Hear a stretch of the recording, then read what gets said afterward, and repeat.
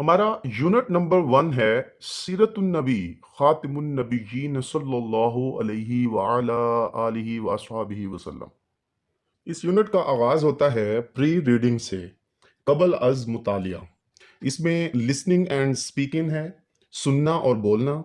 Discuss with each other that what good deeds we may do to help others. ایک دوسرے کے ساتھ بات چیت کریں کہ ہم دوسروں کی مدد کرنے کے لیے کون سے اچھے کام کر سکتے ہیں۔ اچھا جی، اب آپ کے سامنے یہ ایک تصویر ہے، اسے ذرا دیکھ لیجئے۔ یہاں پر ایک ٹاپک ہے جی، کوئک کویسچن، فوری سوال۔ What do you understand by the title of the unit? سبق کے عنوان سے آپ کیا سمجھتے ہیں؟ اس کا جواب ملاحظہ فرما لیجئے۔ جی، what do you understand by the title of the unit? سبق کے عنوان سے آپ کیا سمجھتے ہیں؟ اس کا جواب ہے جی، ان دس یونٹ، اس یونٹ میں دا لائف سرکمسٹانسز آف حضرت محمد خاتم النبیین صلی اللہ علیہ وعلا آلہ وصحبہ وسلم will be described۔ اس یونٹ میں حضرت محمد خاتم النبیین صلی اللہ علیہ وعلا آلہ وصحبہ وسلم کے حالات زندگی بیان کیے جائیں گے۔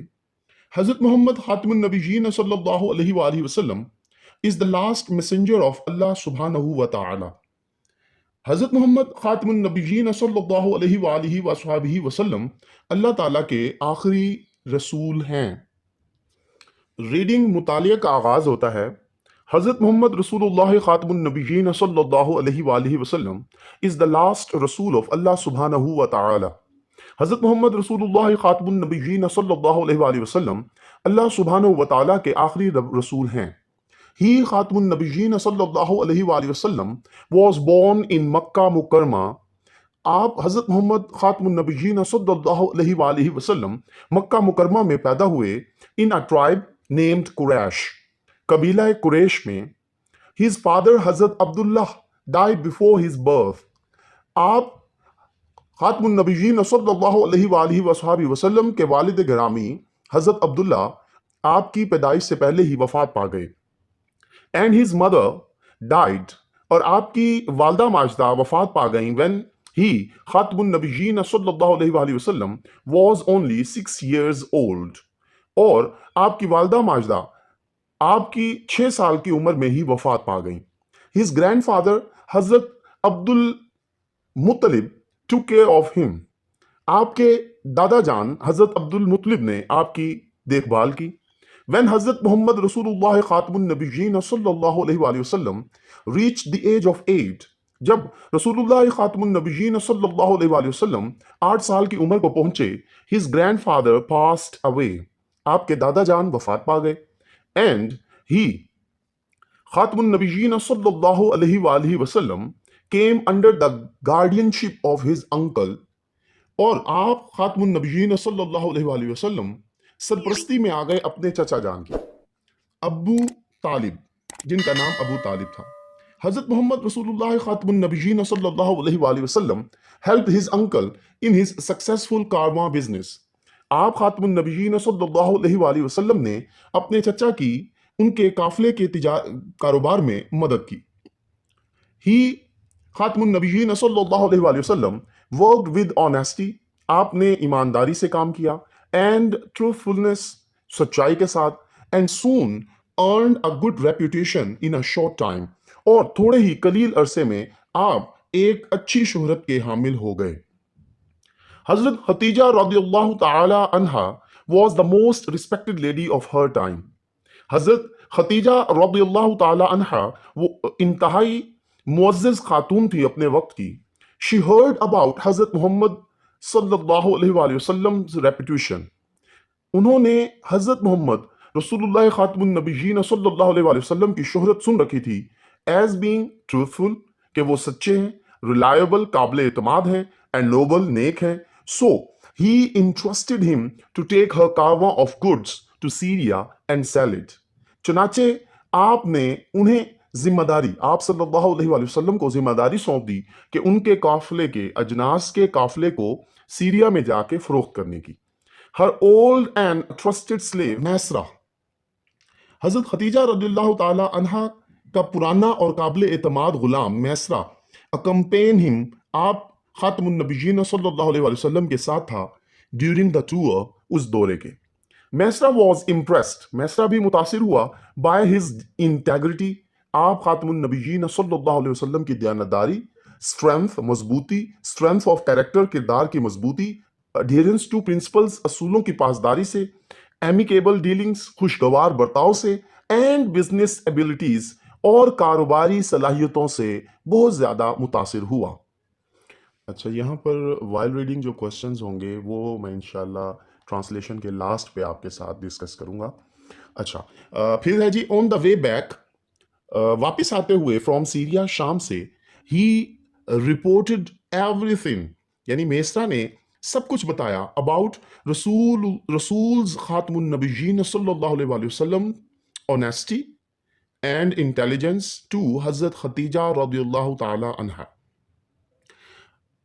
میسرا نے شام سے واپسی پر رسول اللہ خاتم النبیین صلی اللہ علیہ وسلم کی ایمانداری، دیانتداری حضرت خدیجہ رضی اللہ عنہا کو بتائی.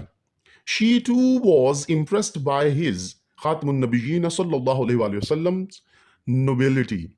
حضرت خدیجہ رضی اللہ تعالی عنہا بھی بہت زیادہ متاثر ہوئیں حضرت خاتم النبیین صلی اللہ علیہ وآلہ وصحبہ وسلم کی شرافت سے، and sent him a marriage proposal، اور آپ کو شادی کی پیشکش کی، and became the first wife of حضرت محمد رسول اللہ خاتم النبیین صلی اللہ علیہ وآلہ وسلم، اور حضرت محمد خاتم النبیین صلی اللہ علیہ وسلم کی پہلی بیوی بننے کا اعزاز حاصل کیا. رسول اللہ خاتم النبیین صلی اللہ علیہ وسلم was immensely renowned، بہت زیادہ مشہور تھے for his integrity، اپنی دیانتداری سے، and even his staunch enemies، یہاں تک کہ آپ خاتم النبیین صلی اللہ علیہ وسلم کے کٹر دشمن called him الصادق، آپ خاتم النبیین صلی اللہ علیہ وسلم کو الصادق یعنی the truthful سچا، and Amin the trustworthy one، اور قابل اعتماد پکارتے تھے. ونس، ایک مرتبہ، حضرت محمد رسول اللہ خاتم النبیین صلی اللہ علیہ وآلہ وسلم wrote a letter to the emperor of Byzantium، ایک مرتبہ حضرت محمد رسول اللہ خاتم النبیین صلی اللہ علیہ وآلہ وسلم نے بازنطینی بادشاہ کو خط لکھا، ہیراکلیس جسے ہرکل کہتے ہیں، اینڈ انوائٹڈ ہم ٹو امبریس اسلام، اور اسے اسلام قبول کرنے کی دعوت دی. اپون ریڈنگ دا لیٹر، اس خط کو پڑھنے کے بعد، دی ایمپرر سمنڈ ابو سفیان، اس شہنشاہ نے ابو سفیان کو بلا بھیجا، اینڈ انٹروگیٹ ہم، اور پوچھ گچھ کی اباؤٹ دا رسول اللہ خاتم النبیین صلی اللہ علیہ وآلہ وسلم، اور حضرت محمد رسول اللہ خاتم النبیین صلی اللہ علیہ وسلم کے بارے میں پوچھ گچھ کی. ابو سفیان was one of the foremost opponents of Islam، ابو سفیان سخت ترین اسلام کا دشمن تھا at that time، اس وقت. ابو سفیان اس وقت اسلام کے بدترین سخت ترین دشمنوں میں سے ایک تھا. باوجود اس کے ہی testified that، اس نے گواہی دی، the رسول اللہ خاتم النبیین صلی اللہ علیہ وآلہ وصحبہ وسلم possessed exemplary qualities of honesty، تو اس نے گواہی دی کہ رسول اللہ خاتم النبیین صلی اللہ علیہ وآلہ وسلم مالک ہیں ایمانداری کی مثالی صفات کے، اینڈ ٹرسٹ وردینس، ایمانداری کے، اینڈ پریچڈ، اور تبلیغ کرتے ہیں پیور مونوتھیزم، خالص توحید کی. حضرت محمد رسول اللہ خاتم النبیین صلی اللہ علیہ وسلم was also a loving father، حضرت محمد رسول اللہ خاتم النبیین صلی اللہ علیہ وسلم ایک شفیق والد تھے، محبت کرنے والے والد تھے، and a compassionate Shafiq and merciful husband، اور بڑے ہی مہربان شوہر تھے. He always showed respect towards women، آپ نے ہمیشہ خواتین کے بارے میں، خواتین کو عزت کا مقام دیا، یا آپ نے خواتین کے بارے میں عزت دکھائی. Throughout his life، آپ نے اپنی پوری زندگی کے دوران ہی خاتم النبیین صلی اللہ علیہ وآلہ وسلم always behaved well، ہمیشہ اچھا برتاؤ کیا. Justice is another noble and magnificent characteristic of حضرت محمد رسول اللہ خاتم النبیین صلی اللہ علیہ وآلہ وصحبہ وسلم. ایمانداری، عدل، انصاف ایک اور عالی نسب عظیم الشان خوبی تھی حضرت محمد رسول اللہ خاتم النبیین صلی اللہ علیہ وآلہ وسلم کی. He, Khatmun Nabiyyin sallallahu alaihi wa sallam, always advised people. آپ خاتم النبیین صلی اللہ علیہ وسلم نے ہمیشہ لوگوں کو نصیحت کی to be just and kind, کہ وہ انصاف پسند رہیں اور شفیق رہیں.